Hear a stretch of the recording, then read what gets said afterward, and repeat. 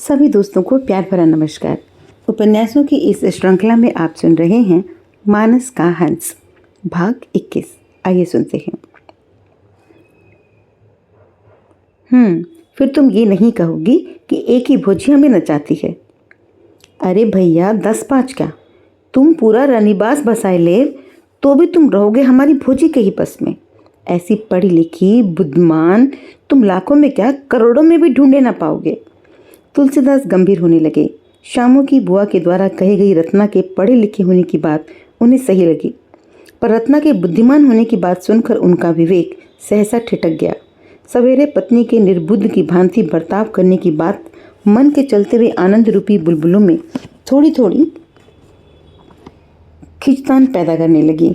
रत्नावली उस समय भीतर थालियां परोस रही थी। तवे पर चढ़ी रोटी सेकने, नई बेलने और थाली परोसने के बीच विविध कामों में उसके हाथ ऐसे सधाव और फुर्ती से चल रहे थे कि उसे निहारते हुए तुलसी को लगा कि ऐसी कर्म कुशल व्यवस्था निपुण स्त्री भला अकस्मात निर्बुद्ध क्यों कर हो जाती है। इसका क्या कारण है। बाबा के सिराने बैठी हुई रत्नावली बोली, मेरा अहंकार ही मुझे निर्बुद्ध बनाता था। बचपन में मैंने अपने बप्पा के क्रोध, प्यार और रीझ भरे क्षणों में अनेक अवसरों पर सुना कि यदि मैं लड़का होती तो इस घर की गद्दी कभी सूनी न होती। उनकी इस बात ने मेरे मन में लड़कों के लिए, विशेष रूप से उस लड़के के लिए जो मेरा पति बनकर इस घर से मुझे निकाल कर ले जाएगा, एक अनोखी चिढ़ भर दी थी। तुम्हें पाकर मैं रिझी अवश्य, पर जब किसी प्रसंगवश वह चुभन चुभ जाती थी तो मैं सहसा में निर्बुद्धि हो उठती थी। तुम्हारा वो दुर्भाग्य ही हम दोनों का सौभाग्य बन गया रत्ना। पर हमें तपना कितना पड़ा स्वामी। नर नारी एक दूसरे के पूरक और भाग्य विधाता हैं। वे परस्पर की रीझ और खीज में अपने अपने अभावों और उनकी पूर्ति के लिए ही पूर्व कर्मानुसार मिलते हैं। रत्ना उदास हो गई और बोली, ये माना कि इस जन्म में राम जी ने हम दोनों को वह तो अवश्य दिया जो जीवन में हर एक को नहीं मिलता, पर बाहरी रूप से हम दोनों ही आजन्म कितना सहते रहे स्वामी। हजार हथौड़ों की चोट खाकर ही पत्थर शंकर बनकर पूछता है प्रिय। मेरे सियाराम ने नर तन धारण करके क्या कुछ नहीं सहा, फिर भला हमारी क्या बिसात रत्ना। हम तो चाकर हैं, चाकर। जैसा मेरा साहब चाहेगा वैसा ही मुझे तपना पड़ेगा। बाबा ने आंखें मूंद ली। शरीर ऐसा सधाव लेकर बैठा जैसे कई दिनों से बैठ न पाया हो। जो भी हो, मेरा सौंदर्य और मेरे सारे गुण अपनी पूरी शक्ति के साथ तुम्हें बांधते थे, पर मेरा एक दोष बार बार त्रिशूल की तरह तुम्हारे कलेजे में चुभता रहा। हे नाथ, मैंने तुम्हारे प्रति कितने पाप किए हैं। बाबा ने मधुर स्वर में कहा, तुम्हारा वो पाप ही मेरा पुण्य बना है प्रिय। वही तो मुझे राम रूपी कोटि मनोज लजावन हारे सौंदर्य की चाहत से बांध सका। सत्यशील और सौंदर्य के त्रिगुणात्मक स्तर पर मेरे भूले महाभाव को मोहिनी और रत्ना के सहारे ही आगे बढ़ना था। तुमने मुझे रजोभाव भी दिया और सद्भाव भी। मोहिनी तो मात्र यौवन की अनबुझी हट भरी तपस्या थी, किंतु तुम्हारे बिना उसकी सिद्धि मेरा राम चैतन्य मुझे मिल नहीं सकता था प्रिया। मुझे याद आ रहा है वह दिन जो हमने चित्रकूट के जंगलों में बिताए थे। चित्रकूट क्षेत्र में एक झरने के पास बैठी तुलसी और रत्नावली किसी बात पर खिलखिला रहे हैं। चिड़िया चहक रही हैं। रत्नावली के पैर झरने के बहते हुए पानी में लटक रहे हैं। पैरों से हल्के हल्के पानी को हिलाते हुए रत्ना ने कहा, तुमने मुझे मीठी क्यों कहा? अच्छा, तो इसलिए तुम कड़वी बनकर आंखें तरे रही हो, और ये जो तुम पानी में मगन मन तरंगे उठा रही हो वह तुम्हारे श्रृंगार प्रेरित आह्लाद का मधुर प्रमाण नहीं है तो और क्या है, बताओ। रत्ना इतराहट भरे स्वर में बोली, मैं क्या जानूं, तुम इस प्रकृति के श्रृंगार की मधुरिमा का एक दिव्य अलंकार बन गई हो। तुम वो मधुर स्रोत हो जिससे मेरे मन में रस का सागर उमड़ पड़ता है। तुम बस बस बस बस पंडित जी, अपनी ये चाटुका भरी बातें आगरे जाकर अकबर बादशाह को सुनाइए, कोई जागीर मिल जाएगी। मुझे तुम्हारे रूप में रामदत्त अनंत सुंदर साम्राज्य मिला है, फिर नरदत्त छोटी छोटी जागीरों की परवाह क्यों करूं? तो फिर मेरी बात क्यों करते हो? यहाँ द्वैत का प्रश्न ही नहीं, मैं तो अपनी ही सुंदरता पर रीझ रहा हूँ। रत्ना ने कहा, जाओ, तुम बड़े वो हो वाली भंगिमा में आंखें तरेर कर पति को देखा और अपना मुखड़ा पानी में हिलोरे लेते अपने पैरों की ओर मोड़ लिया। उस निर्मल जलधार में रंगे बिछुए पायल मंडित गोरे पैर पिंडलियों तक चपलतावश डूब उतरा रहे थे। तुलसीदास कोहिनी के बल टिके अध लेटे हुए प्रिया के क्रीड़ारत चरणों को निहारने लगे। फिर कुछ रुक कर बोले, तुम्हारे नुपुरों में यदि आटा लगा होता तो ये सारी मछलियाँ अभी उसी में लटकती दिखाई देती। रत्ना ने आंखें तरेर कर कहा, मैं कोई मछेरन हूँ जो मछलियाँ फंसाऊंगी? और तुम हो क्या? अपने रूप की वंशी में गुणों का लासा लगाकर तुमने इस मच्छ को जो फांस रखा है। रत्ना ने फिर आंखें तरेरी। बड़े चतुर बनते हो। बहेलिया चिड़िया से कहे कि तुमने मुझे जाल में फंसाया है। विनोद मुद्रा में तुलसीदास रत्ना को चिढ़ाते हुए बोले, मैंने कब फंसाया? तुम्हारे बप्पा कथा के बहाने मुझे ले गए थे और तुम्हारी इन रसीली अखियों का चुग्गा चुगाकर मुझे अपने जाल में फंसा लिया। ये नहीं कहते कि मेरे बप्पा ने तुम्हारा उपकार कर दिया, नहीं तो जन्म भर कुंवारे ही पड़े रह जाते। वह तुम्हें चाहता था, सोचता था राम चरणों में चित लगाऊं। तो अब कर लो ना अपनी चाहत पूरी। मैं कहीं कुएं तालाब में डूबकर मर जाऊंगी, तुम्हें छुट्टी मिल जाएगी। अरे तब तो और भी आफत आ जाएगी। तुम्हारे साथ साथ मुझे भी डूबना पड़ेगा। क्यों? कांटे में फंसे मच्छ की भला दूसरी गति हो ही क्या सकती है? हाँ, मैं ही तो तुम्हारे मार्ग का कंटक हूँ। ऐसा करो, मुझे पीहर भेज दो और छुट्टी पाओ। तुम्हारे पीहर में है कौन? बप्पा तो क्षेत्र सन्यासी होकर जमुना तट पर रहते हैं। उससे तुम्हें क्या? मैं स्वयं किस पुरुष से कम हूँ? बताओ, मैं स्वयं किसी पुरुष से कम हूँ? बाप दादों की गद्दी संभालूंगी, खाने पीने को बहुत मिल जाएगा। तुलसी खिलखिलाकर हंस पड़े और बोले, कोई लुटेरा आएगा और पंडित जी को ही उठाकर ले जाएगा। कहेगा कि चलो हमारे घर पर ही हमारी और अपनी कुंडली विचारो। कहकर तुलसी फिर अट्टहास कर उठे। पति का ये अट्टहास रत्ना के अहंकार की कुंठा बना। मुंह फुलाकर झटके से उठ खड़ी हुई और तेजी से चल पड़ी। उसकी आंखों में आग और पानी दोनों चमक रहे थे। तुलसीदास तुरंत ही उठकर उसके पीछे लपके। अरे तुम तो सच में रूठ गई। रत्ना की चाल और तेज हो गई। तुलसीदास ने हल्के से दौड़कर उसे अपनी बाहों में बांध लिया। छूटने के प्रयत्न करते हुए बोली, छोड़ो, तुम्हें मेरी। तुलसीदास का हाथ चट रत्ना के मुख पर चिपक गया। बोले, झूठी सौगंध क्यों देती हो? न तुम मुझे छोड़ सकती हो और न मैं तुम्हें छोड़ सकता हूँ। रत्ना फुट फुट कर रोने लगी। आश्चर्य और अपराध जनित भावना से तुलसीदास का चेहरा प्रश्न चिन्ह बन गया। रत्ना के मुख पर रखा हुआ उनका हाथ उसके गालों के आंसू पोंछने लगा और बोले, अरे मैं तो हंसी कर रहा था रत्नू, पर ऐसी कोई बात तो कही नहीं जो तुम्हें यूं चुप जाए। रत्ना की ठोड़ी उठाकर उसे अपनी ओर देखने के लिए बाध्य किया तुलसीदास ने। पति की आंखों से आंखें मिलते ही रत्ना ने अपना मुंह उनकी छाती में छिपा लिया और सुबकते हुए बोली, पुरुष होती तो मैं अपने बूढ़े पिता को ऐसे अनाथ छोड़कर तो ना आती। सुनकर तुलसीदास के हाथों के बंधन ढीले पड़ने लगे। वे उदास और गंभीर हो गए और बोले, किंतु ये मेरा दोष तो नहीं, फिर मुझे क्यों लांछित करती हो? छिटक कर अलग खड़ी हुई रत्नावली ने अपने पल्ले से अपने आंसू पोंछकर रूंधे स्वर में कहा, दोषी मेरा भाग्य है। तुम्हें पाकर एक जगह मैं अपने आप को इतना धन्य अनुभव करती हूँ कि अपने दुर्भाग्य पर बीच बीच में बावली खींच उठ पड़ती है। मैं अपने आप से विवश हूँ स्वामी। कहकर वह फिर पति की छाती में मुंह गड़ाकर फुट फुट कर रोने लगी। नर की छाती पर नारी का रखा हुआ मुख नर का पुरुष बन गया। तुलसीदास शरणागत प्रतिपादक समर्थ स्वामी की तरह बड़े भाव से उस सौंदर्य पर अपनी जान छिड़कने लगे। उसे कसकर कलेजे से चिपका लिया और उसके गाल पर हाथ फेरते फेरते स्वयं उनकी आंखों की प्रिया न थमने वाली हिचकियों से उमड़ पड़ी। वन क्रीड़ा का सहज उल्लास दोनों के लिए समाप्त हो चुका था। सहसा एक गाय विकल रंभाती हुई दौड़ती हुई उधर आई। रत्ना रोना भूलकर डर के मारे अपने पति की छाती में और भी सिमट गई। गाय ने अपनी गहरी काली प्रश्न भरी आंखों से उन्हें देखा और फिर वन में आगे दौड़ गई। तुलसी बोले, कितनी विकल दृष्टि थी इसकी, इसका बछड़ा खो गया है। कहते हुए रत्ना पति से अलग होकर खड़ी हो गई। उसके चेहरे पर विकलता थी। तुलसीदास उंगलियों पर गणना करने लगे और फिर कुछ विचार कर बोले, अरे वो यहीं कहीं किलोले कर रहा है, अभी अपनी माँ को मिल जाएगा, चिंता ना करो। रत्ना मुस्कुराई, चेहरे पर नटखटपन झलका, फिर लाज भरी आंखें नीचे झुकाकर धीमे स्वर में बोली, बच्चे माँ को बड़ा कष्ट देते हैं। तुलसी बोले, किंतु तुम्हें उससे क्या? फिर सहसा एक नई सोच से आंखें चमक उठी। रत्ना का हाथ पकड़कर पूछा, क्या तुम माँ बनने वाली हो रत्ना? रत्ना ने अपना लाज भरा मुख फिर से पति की छाती में छिपा लिया और नटखट स्वर में कहा, आप प्रश्न विचार लीजिए ना। तुलसीदास ने कसकर अपनी प्रिया को बांध लिया।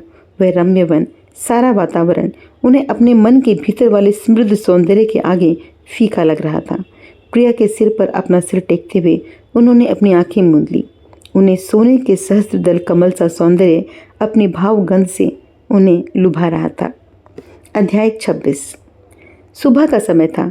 रत्नावली पूजा समाप्त करके ठाकुर जी के सामने दंडवत कर रही थी। पास ही दालान में हिंडोले पर 10 महीने का नन्हा तारापति सो रहा था।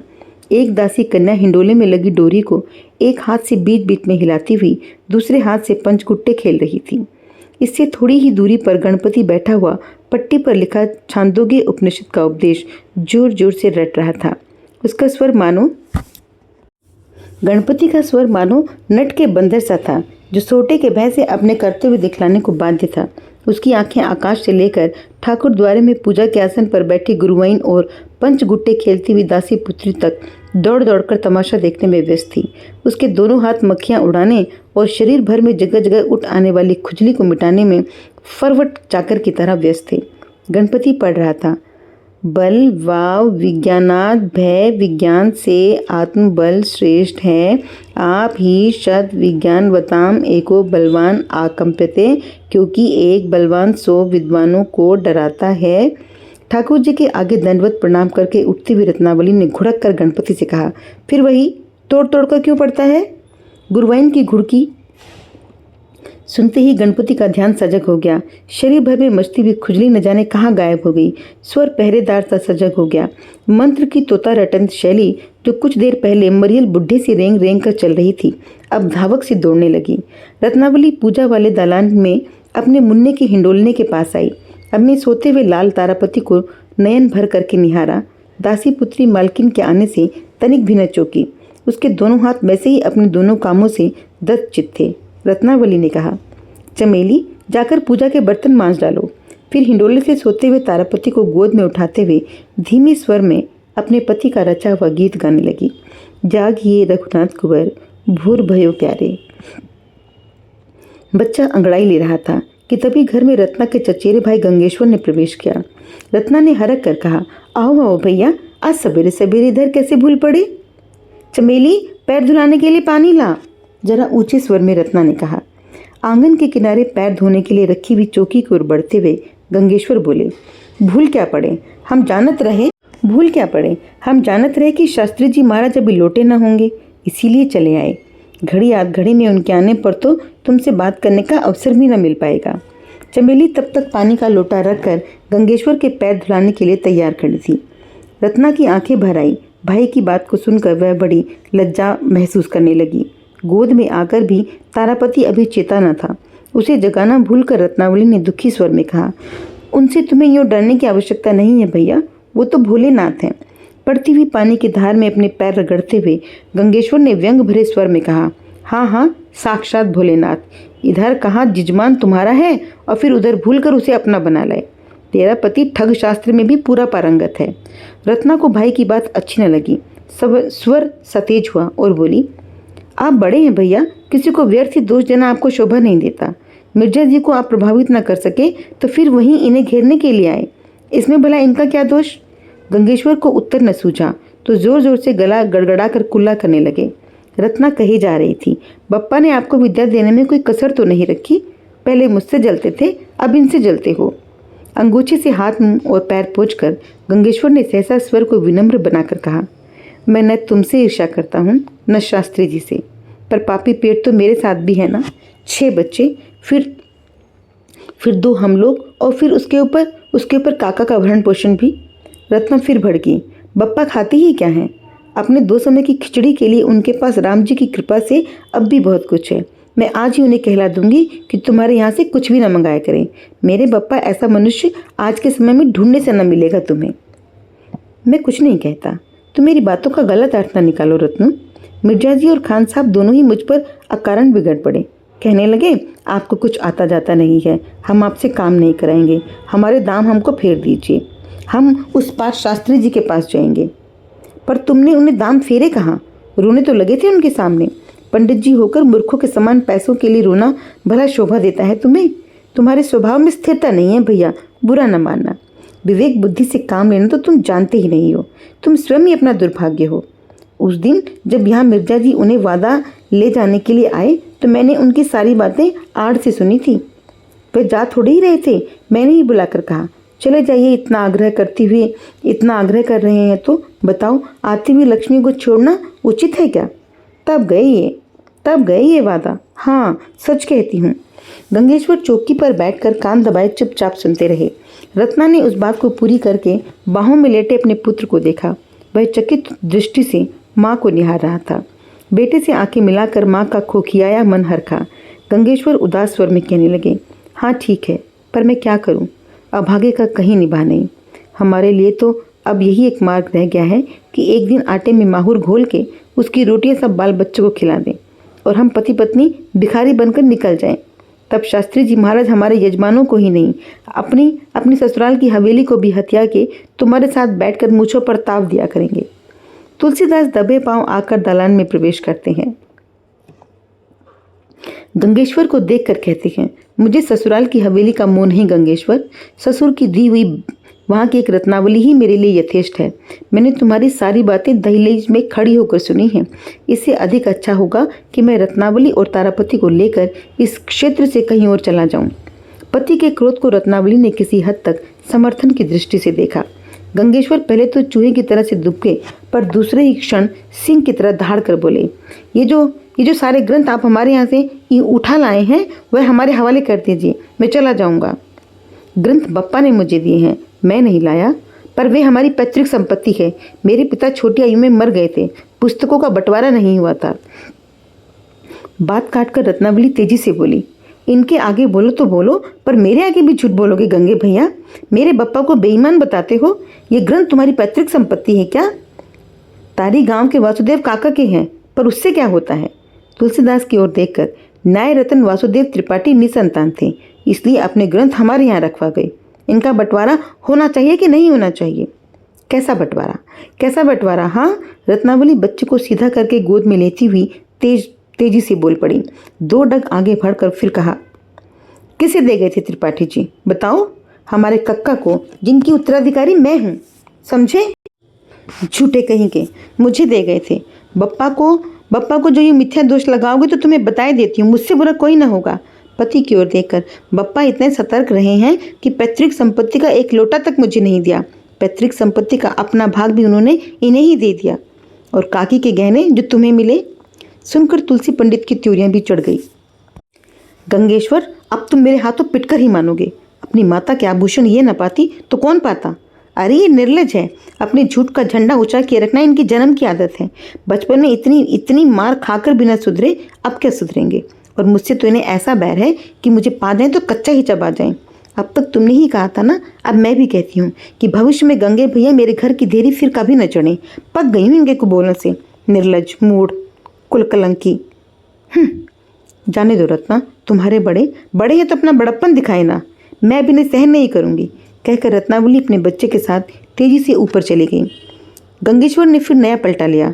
दुखी स्वर और दार्शनिक मुद्रा धारण करके बोले, हाँ, अभागे को भला कौन सौभाग्यवती या सौभाग्यवान सहन करेगा? पंडिता रत्नावली जी घर बैठकर यजमानों के लिए जन्म पत्रिकाएं बनाएंगी। पंडित तुलसीदास जी दरबारों साहूकारों में कथा बाँचेंगे, जन्म पत्रिकाएं विचारेंगे। लक्ष्मी 4 हाथों से भी इनका घर ही भरेगी। हम जैसे टटपुंजियों की गुजर बसर भला क्यों कर हो सकती है? मेरे जैसी कुलीन स्वाभिमानी अभागे के लिए सपरिवार माहुर खाकर मर जाने के सिवा और कोई उपाय भी नहीं है। निश्वास, फिर सहसा स्वर ऊंचा करके, अच्छा रत्नू, तो फिर ये निर्लज कुलागार अब तुमसे विदा लेता है। भविष्य में तुम इसका मुख कभी नहीं देख पाओगी। आशीर्वाद, आशीर्वाद, कहते हुए गंगेश्वर चले गए। भोजनोपरांत विश्राम कक्ष में पति पत्नी पान चबाते हुए आमने सामने बैठे थे। तारापति पिता के पास सो रहा था। तकिए के सारे अधलेटे पिता का दाहिना हाथ पोले पोले बड़े स्नेह से अपने बेटे के हाथ पर फिर रहा था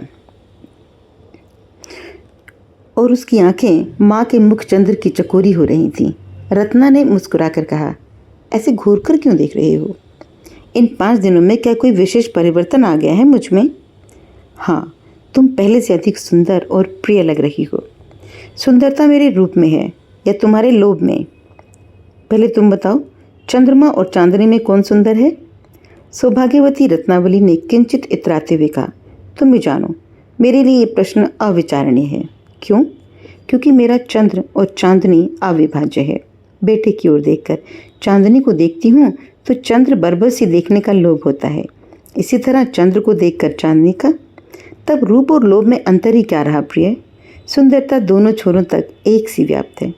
तुम्हें मन की बात बताऊं, कई वर्ष पहले एक बार मेरे मन में प्रश्न जागा कि राम जी अधिक सुंदर हैं या उनके प्रति मेरी भक्ति। फिर क्या निर्णय किया? वही जो तुमने अभी कहा, वो दोनों ही अभिन्न अविभाज्य हैं। रूप प्रेम है और लोभ उसे पाने का मार्ग। मार्ग न हो तो मनुष्य मंजिल तक कैसे पहुँचे? मान लो कल को मेरा ये रूप शव बनकर तुलसी झपट कर आंखें बढ़े और बाई हथेली रत्ना के मुख पर रख दी। फिर कभी ऐसी बात मुख से न निकालना रत्न, मेरा कलेजा धसकने लगता है। सुनकर रत्ना की आंखों में प्रेम की चमक और फिर इतराहट आई। पति का हाथ अपने मुंह से हटाकर मुस्कुराती हुई बोली, मैं भी मरी थोड़ी जा रही हूँ कविराज, केवल एक यथार्थ सत्य का निरूपण भर किया था मैंने। मनुष्य का रूप, प्रकृति की शोभा सब नश्वर है। फिर ऐसे आधार पर टेका देने से लाभ ही क्या जो विश्वास का ठोस पर न लिए हुए हो। तुलसीदास गंभीर हो गए, सीधे तन कर बैठ गए। क्षण भर मौन रहकर फिर कहा, सच है, टिकने वाला तो सियाराम रूप ही है। सच है, वह नर नारी के व्यक्त अव्यक्त रूप का अनंत प्रतीक है। उसी का लोभ अनंत और अजर है। तो उन्हीं के प्रति अपना लोभ बढ़ाओ, मुझे घूर घूर कर क्यों सताती हो? पत्नी ने अपने मानाभिनय से गंभीरता को जो रस भरा मोड़ दिया, वो तुलसीदास के भोले मन को छलने में सहज सफल हुआ। प्रसन्नता उनके चेहरे की कांति बन गई। बोले, तुम बड़ी नटखट हो, सूत्रधार की भांति मुझे कठपुतली की तरह अपनी उंगलियों पर मनमाने ढंग से नचाती हो। कहकर उन्होंने रत्ना का हाथ पकड़कर अपनी ओर खींच लिया। ये क्या करते हो? हटो, छोड़ो। रत्ना के दबे स्वर वाले वाक्य पर अपनी बात आरोपित करते हुए तुलसीदास कहने लगे, पहले अपनी बात का उत्तर सुनो। तुम्हारा आकर्षण ही मेरा राम मार्ग है। तुम्हें और इस आंखों के तारे को श्री सीताराम ने ही मुझे अपने प्रति भक्ति अनुरक्ति बढ़ाने के लिए कृपा करके मुझे दिया है। तुम दोनों मिलकर ऐसा दर्पण बन जाते हो जिसमें मुझे राम रूप की प्रति छवि दिखलाई देती है। बाएं हाथ से पत्नी की बाह दबाते और दाहिना तारापति के सिर पर फेरते हुए तुलसीदास भावमग्न हो गए। एक क्षण रुककर फिर कहने लगे, एक बार बचपन में राजा जी की बगिया से ढेर सारे फूल बटोर कर मैंने उनके सहारे राम जी की सुंदरता देखनी चाहिए थी। अब वही भाव सौंदर्य अधिक मुखर होकर मुझे अपनी सोने सी गृहस्थी में देखने को मिलता है। तुमसे सच कहूँ रत्नो, अब तो बाहर भीतर कहीं जाता हूँ, तुम्हारे बिना मेरा मन उचट उचट जाता है। तुम दोनों को छोड़कर मैं जीवित नहीं रह सकता। ऐसा न कहो, तुम्हारा जीवन मुझसे श्रेष्ठ है। तारा हमारी आंखों का तारा है, प्राणों का प्राण है। विवाह से पहले सोचती थी कि पति डाकू होता है जो कन्या को उसके माँ बाप से छीनकर पराए घर की बंदनी बना लेता है, और अब लगता है कि नारी की सर्वश्रेष्ठ आकांक्षा यही होती है। बस ऐसे ही रहो, बस मुझे और कुछ नहीं चाहिए। तुलसी ने भी मुस्कुरा कर यही कहा, बस तुम दोनों बने रहो, बस मुझे कुछ नहीं चाहिए। चार आंखें आपस में अटक कर मुस्कुरा उठी। दो चेहरे खिल गए। फिर एकाएक रत्ना के चेहरे पर कठोरता आई और कहने लगी, गंगे भैया मेरा ये सुख फूटी आंखों से नहीं देख सकते। मुझसे तो वह ऐसा जलते हैं कि पूछो मत। महामूर्ख और ईर्ष्यालु हैं, पर क्या करे बेचारा। पेट पालने की समस्या सभी जीवधारियों के आगे होती है। मेरे यहाँ आ जाने से एक बेचारे गंगेश्वर ही क्या, कई गांव के ज्योतिषी मन पड़ गए हैं। उनकी ईर्ष्या स्वाभाविक है प्रिय, किंतु मैं भी क्या करूं? तुम ही बताओ, मेरी भी तो गृहस्थी है। ओह, ऐसों की चिंता छोड़ो। गंगे भैया की कुंडली में पागल होना लिखा है। एक बार मैंने बप्पा को बतलाया तो वह बोले कि उसके आगे कभी न कहना। पागल तो वह हो चला है। महत्ता न पाने के कारण उसमें इतनी हीनता आ गई है कि अब तो अलबल बकने लगा है। क्या कोई बात सुनी तुमने? वह पगला अब तो ये कहता डोलता है कि मैं ज्योतिषाचार्य पंडित दीनबंधु पाठक का पुत्र हूँ। उन्होंने मेरी माता से अनैतिक संबंध स्थापित किए थे। रत्ना ने थर थराकर अपने कान बंद कर लिए। मुख क्रोध और लाज से लाल हो गया। कहने लगी, बस बस, बप्पा के समान महान संयमी और तपस्वी व्यक्ति के लिए ऐसी अनर्गल बात मुख से निकालने वाले को मैं कभी क्षमा न कर पाऊंगी, कभी नहीं। आवेश की तेजी में उसकी आंखें छलछला उठी। प्रेम से पत्नी की बाह दबाते हुए तुलसी ने शांत स्वर में कहा, पागल की बात का विचार करना भी व्यर्थ है प्रिय। सारी दुनिया बप्पा को भी जानती है और गंगेश्वर को भी, पर बप्पा यदि ये सुन ले तो उनकी आत्मा को कितना कष्ट पहुंचेगा। बेचारों के अपना पुत्र नहीं था ना, इसलिए बड़ी लगन से उन्होंने पढ़ाया लिखाया। मैं तो तुमसे सच कहती हूँ, बिल्कुल घेलवे में पड़ गई। बप्पा इन्हें पढ़ाते थे, मैं भी बैठ जाती थी। यह ना पढ़े और मैं पढ़ गई। तुम सच्ची मानना, अच्छी शिक्षा होने के नाते ही उन्होंने बाद में मेरी शिक्षा के संबंध में विशेष रुचि लेना आरंभ किया। गंगे भैया यदि तनिक भी उत्साह दिखाते तो वे उन्हें अधिक रुचि से सिखलाते। मैं जानती हूँ उन्हें अपनी 14 पीढ़ियों की गद्दी संभालने की कितनी चिंता थी। तुलसी बोले, मैं समझता हूँ प्रिय। विवाह का प्रस्ताव करते हुए उन्होंने मुझसे भी यही कहा था। वो चाहते थे कि मैं उन्हीं के घर पर रहूं। वे गंगे भैया से मन ही मन ऊब चुके थे। हमारे कक्का ने अपनी दुष्चरित्रता के कारण हमारे घर का बहुत पैसा बर्बाद किया। ये नई कमाई तो सब मेरे बप्पा की है। फिर भी वे कहा करते थे कि मैं ही गांव में नया घर बनवा दूंगा और शेष पैतृक संपत्ति गंगे को सौंपकर उसे अपने से अलग कर दूंगा। कहते थे मैं अपने जीते जी अपने होने वाले जमाता को अपनी गद्दी पर बिठला जाऊंगा।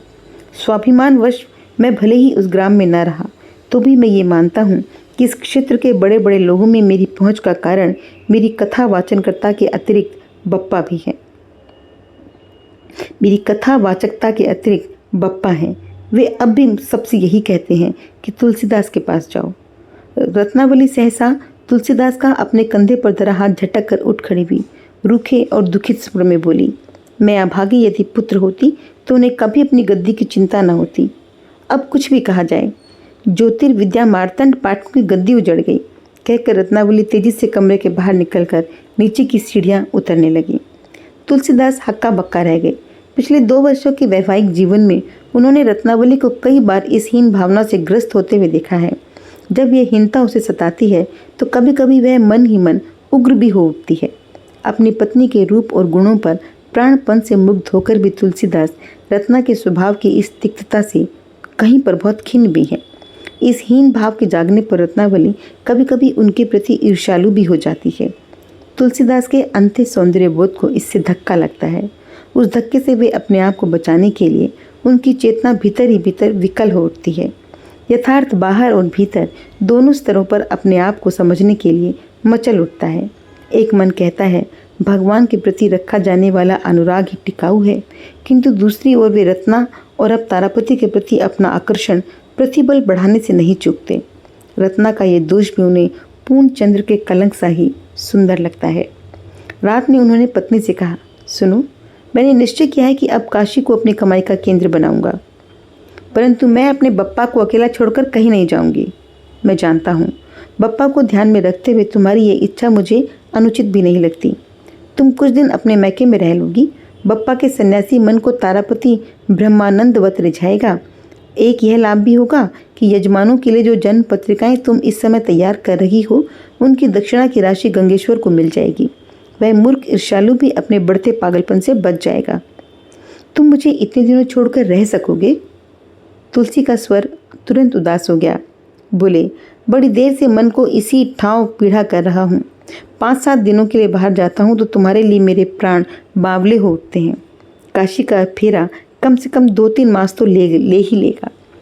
मैं समझती हूँ कि तुम अपने मन को बूढ़ा नहीं करना चाहिए। काशी की कमाई को यहाँ वाले कूट ना पाएंगे।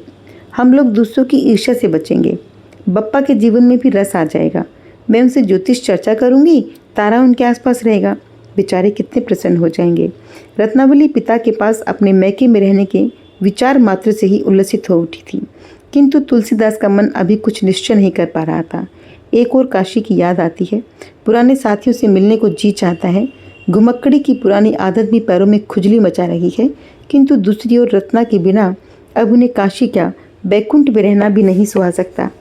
रत्ना के बिना घर से बाहर रहने पर उन्हें रातों नींद नहीं आती। उसका मुख चंद्र, उसकी बातें, तुलसी का अहर्निश अपने आप में रमाई रहती है। रत्ना का बेटा ऐसा सम्मोहक जादू है कि चाहे तो भी आप उससे छूट नहीं सकते। दूसरे दिन सवेरे कलेऊ करने के उपरांत तुलसीदास दालान में घुटनों दौड़ते अपने बेटों को पकड़ो पकड़ो कहते हुए हंसा रहे थे। बच्चा अपने बाप को छकाने के लिए किलकारियाँ मारकर और भी तेज भागता था। उसके पैरों में पड़ी चांदी की पैजनियों के घुंघरू, पायलों के घुंघरू रुंझुन स्वर में पिता का आनंद बढ़ा रहे थे। तभी रत्ना ने बैठक के कमरे से भीतर आते हुए कहा, सुनते हो, मैंने प्रश्न कुंडली बनाकर देख लिया। यह यात्रा तुम्हारे लिए बड़े महत्व की होगी। राम का नाम लेकर और अपना जी खड़ा करके तुम काशी चले जाओ। सुनकर तुलसीदास का चेहरा कुम्हला गया। विचार में पड़ते हुए बोले, हाँ पर कुछ नहीं।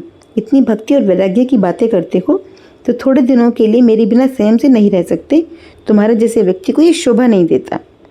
रत्नावली की बात सुनकर तुलसीदास को झटका लगा, लज्जा का बोध भी हुआ। वे बोले, दूसरों को उपदेश देना सरल होता है प्रिय, पर स्वयं आचरण करना कठिन।